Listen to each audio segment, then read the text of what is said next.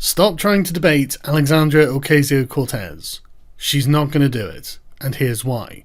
She's effectively the left-wing version of Donald Trump. She's taking the radical policy suggestions of the radical left and applying them without apologising for it. And she doesn't care how much it's going to cost. She doesn't care about what the consequences will be of democratic socialism, her $15 an hour guaranteed jobs from government and all this sort of nonsense. She doesn't care. Because she doesn't know anything. She doesn't know how your government works, which people have demonstrated. She doesn't know how economics works. She doesn't know any of these things because she's an idealistic socialist. And she's appealing to other idealistic socialists.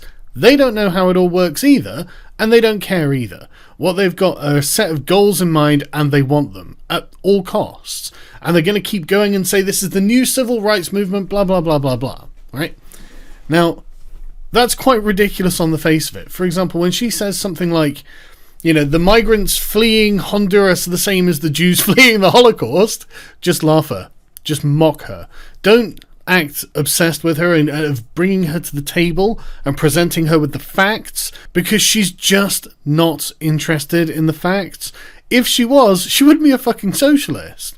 This is all about how they feel. This is all about their emotions. So stop trying to bring them to the table, because they will just fall back on principle when they don't have an argument from the pragmatic facts. There's no way that you can win an argument with her on this, because all she'll do is say, well, I just believe that this is the right thing to do. I just believe it. It's essentially a religious conviction.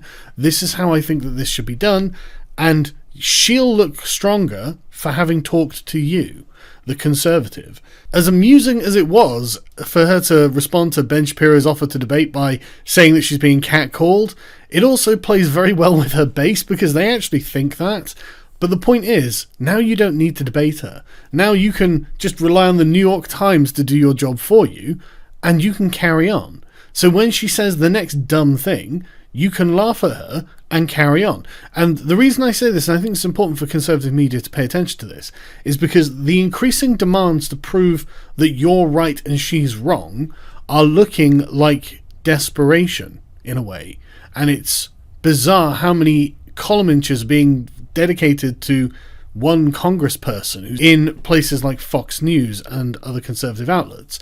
It's looking kind of deranged. I mean, I think I've only made like 2 videos on her, because I was just laughing at her, basically. And it's like, look, she is actually the full socialist that she claims to be, so we can just accept that on those terms. But the conservatives seem to want to prove her wrong. It's like, well, she's an open socialist. I think we can just assume that she's wrong. I don't want to be rude or anything, but come on. We've had the discussion about socialism. It ended up being the worst cause of death in all of human history. So that conversation's over. That doesn't work. We're not going to have the government control the economy. That's a bad idea, and the bodies prove it. So let's just carry on. And then when she says, hey, I'm a socialist, I want blah, blah, blah, blah, ha ha ha. That's very interesting, but the adults are talking. Now, let's actually talk about, because outside of like extreme leftist circles, I don't think she's very popular. I think she's got like bug eyes, and I think she's got a kind of demeanour that freaks people out. And she says ridiculous stuff, like obviously there was laden with misogyny for her to get to Congress and all this sort of stuff. So, well, okay, but obviously misogyny isn't that big a deal then, is it? But the point is, by just pointing and laughing, you make her far less terrible and terrifying than desperately trying to get her attention. If she wants to come to you and debate, then you should do it, because then you can set the terms and you can say, we're going to talk about these things and this is why, and you can present all of the facts and all of the arguments for economic conservatism. But don't go begging to her, because that makes her look like she's got something, and when she just blows you off and then carries on talking nonsense, she looks stronger for it. Just mock her on social media.